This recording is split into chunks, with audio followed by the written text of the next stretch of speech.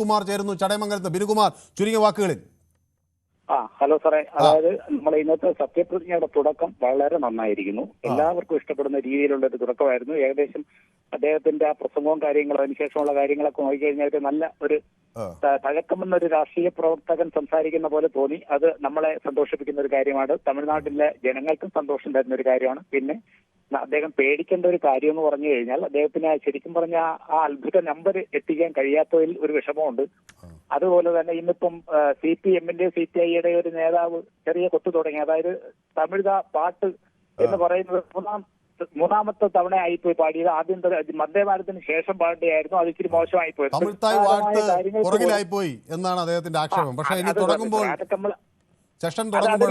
എന്നുള്ള രീതിയിൽ തന്നെ തുടക്കമാണ്. പക്ഷെ അത് വളരെ സൂക്ഷിക്കേണ്ടതാണ്. ഈ ശരിക്കും പറഞ്ഞാൽ ഈ ഊന്ന് കൊടുത്തിരിക്കുന്ന ആൾക്കാർ നിസ്സാരമായ തുടക്കം തന്നെ കണ്ടില്ലേ. അപ്പോൾ നിസ്സാരമായ കാര്യങ്ങൾക്ക് പോലും ഇവരെ സൂക്ഷിക്കേണ്ടിയിരിക്കുന്നു.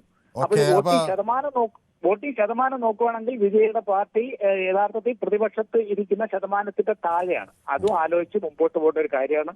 വിജയ് തമിഴ്നാട്ടിനെ രക്ഷിക്കട്ടെ. അതുപോലെ കേരളത്തിന്റെ ഒരു ഖജനാവിന്റെ അവസ്ഥ തന്നെയാണ്. അവിടെ കഴുകി കലം കമത്തിയിട്ടാണ് പോയിരിക്കുന്നത്.